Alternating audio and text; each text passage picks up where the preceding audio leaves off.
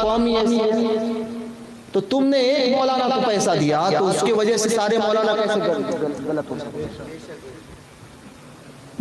तो यही आलम होता है कि पहले वो आदमी बाबा के पास जाता है, वो बाबा को पैसे देता है, पैसे देता है, पैसे देता है, वो पैसे दे दे के जब मामला पूरा खराब हो गया और फिर जब उसको कुछ हासिल नहीं आया तो फिर गालियां डालता है, कहता है कि ये सब सारे बाबा ऐसे।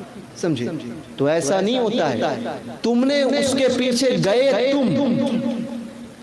तुमने गलत को सही क्यों समझा? तुम्हारी गलती ये है। और अब तुम्हारा कुछ बने नहीं तो तुम सब सारी कौम को बुरा कहते हो। तो ये चीजें तो हमारी कौम के वो लोग कि पहले तो ऐसे बाबाओं के पास जाते थे, अब मुझे यहाँ तक पता चलता है कि लोग कुफ्फारों के पास हैं, भगत के पास जाते हैं, कुफ्फारों के पास औरतें मर्द वो जाते हैं अपनी सियासत चमकाने के लिए, किसी को मारने के लिए, किसी को ये करने के लिए। औरतें जाती है शोहर कब्जे में आ जाए, फला जाता है वो कब्जे में आ जाए, फला जाता है कि फला दुश्मन मर जाए। एक काफिर कुफ्फारों के पास में, साधुओं के पास जाते हैं। शर्म आती है। आपने जब उसको उसके मामलात को सही समझा या उसके इल्म को सही जानकर उसकी तारीफ की, उसी वक्त आप इस्लाम से खारिज हो, उसी वक्त। ऐसे लोगों के पीछे जाते हो और फिर कुफ्र से समझते हो कि नहीं हमारी पास हमारी मंजिल, तो आपने आखिरत में अपना सौदा जो है वो खराब कर लिया है, सौदा खराब कर लिया है। कुफारों के पास जाकर वो सिफली अमल और जादू के मामलात किसी पर करवा कर और ये समझते हो कि नहीं, याद रखना नीम का दरख्त आपने बोया तो कभी आम की ख्वाहिश न करना, नीम ही मिलेगा। परेशानियां किसके पास नहीं है, कोई दुनिया में ऐसा शख्स नहीं है। वो खबीसड़ा मोदी है ना, उसको भी पूछोगे कोई परेशानी है तो वो भी कहेगा नालायक कि हाँ मेरे भी परेशानी।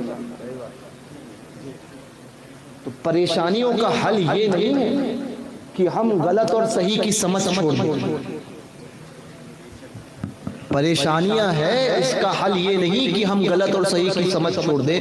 मैं उस दिन हुजूर बड़े पीर दस्तगीर की एक तसनीफ पढ़ रहा था, तो बड़े पीर दस्तगीर फरमाते हैं कि जब परेशानियां तुम्हारे अंदर तुम्हारे पास आए तो अपने अमाल का जायजा जरूर लेना कि आपसे क्या क्या चीजें छूट रही है। नमाजें छोड़ोगे तो गौस पाक फरमाते हैं कौन सी परेशानी आई।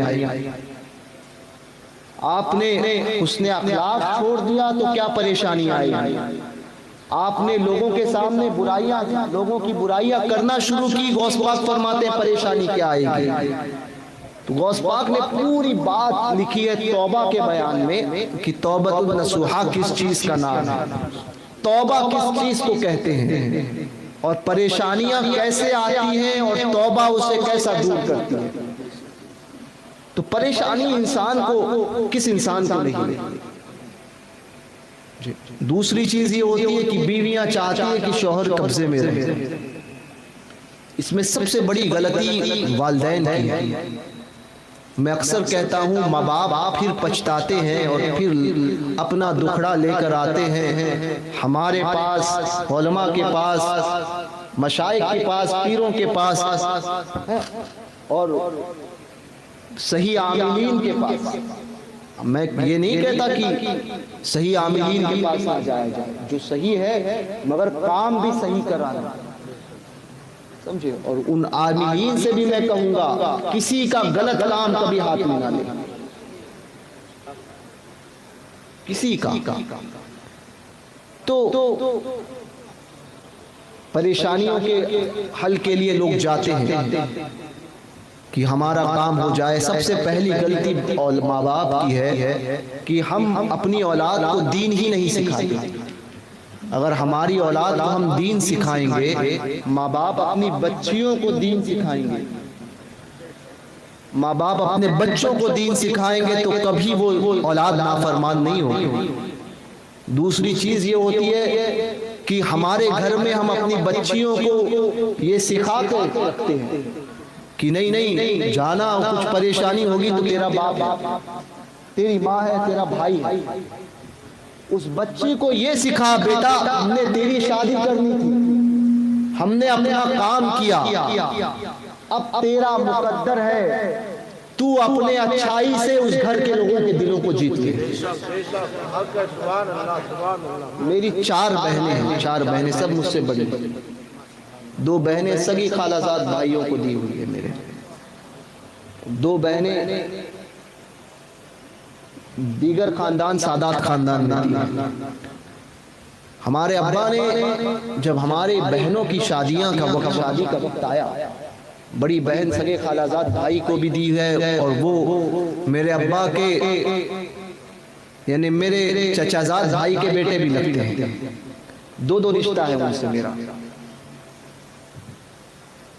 तो मगर यानी सगी खाला के घर पर जा रही है मेरी बहन, और दूसरी बहन भी जो सैयदना अबू बकर सिद्दीक की औलाद में है, वो भी मेरी खालाजाद बहन, खालाजाद भाई को दी हुई है। अब्बा ने जब बहनों की, तो अब्बा ने हमारी बहनों को जो है वो एक बात नसीहत की कि बेटा तुम जा रही हो शादी होकर, अपने घर से मेरे घर पर जब भी आओगी मेरे घर का दरवाजा खुला है, खुशी खुशी आना, जिंदगी भर मेरे घर का दरवाजा खुला है। मगर अगर तुमने अपने घर की कोई शिकायत या अपने घर के कोई मामलात लेकर मेरे घर पर आई तो मेरे घर के दरवाजे तुम्हारे लिए बंद हैं, घर के दरवाजे बंद। मैंने अच्छा रिश्ता देखना था, अच्छा मामला करना था, मैंने कर दिया, अब तुम्हारा मुकद्दर, अब ये तुम्हारा काम है कि तुम उस घर को अपना कैसे बनाओ। तो औलाद को माँ बाप ये सीख दे।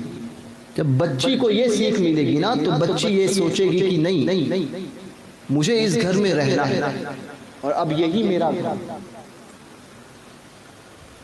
मैं ये नहीं कहता, कुछ घर ऐसे भी होते हैं जिसमें बच्चियों को सताया भी जाता है।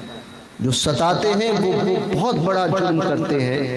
वो ये भी सोचे कि तुम्हारी भी घर की बच्चियां हैं, अगर उसके साथ में यही मामला हो तो क्या करोगे। कोई अपनी जिगर का टुकड़ा तुम्हें देता है तो उसका ख्याल भी अपनी बच्ची के जैसा करो, और वो बच्ची भी ये सोचकर जाए कि अब से ये मेरे माँ बाप हैं। जो सुलूक वो अपने माँ बाप के साथ करती है वो अपने ससुराल वालों के साथ ना करे। दोनों तरफ से बैलेंस होना जरूरी है। मगर औरत वो ऐसी है कि जो घर को बनाती भी है और घर को बिगाड़ती है, तो इसमें औरत का किरदार बड़ा आला होता है। तो औरत इस बात को समझे, शौहर अपने बीवी के हुकूक को भी अदा करे। ये नहीं कि माँ की बात सुनने में बीवी के हुकूक को पामाल किया जाए। माँ बाप की फरमाबरदारी हो, बीवी का भी हक अदा किया जाए, और बीवी से भी ये कहे कि ये मेरे माँ बाप हैं। दोनों तरफ बैलेंस करना सीखो। दोनों तरफ सबके हुकूक की अदायगी बराबर करो। ये कब होगा? जब आप दीन सीखोगे। तो औरतें जाती हैं उन गैरों के पास, एक तो जब जाई कस्द किया उसने कि ये सही है, कुफ्र को सही मानना ही कुफ्र है। तो मर्द भी जाते हैं। तो अगर जो इस काम में मुलव्विस है, खुदारा तौबा कर ले, तौबा। अगर गलती हो गई है तो तौबा कर दे, अपनी आखिरत को बचाएं। क्योंकि जिसने अपनी आखिरत को बचा लिया, ये दुनिया बहुत छोटी सी है, बहुत छोटी सी है, बहुत छोटी सी। कब्र की मंजिल जब देखोगे और कब्र में जब कामयाब हो जाओगे ना, तब कहोगे कि इस दुनिया की हकीकत क्या है।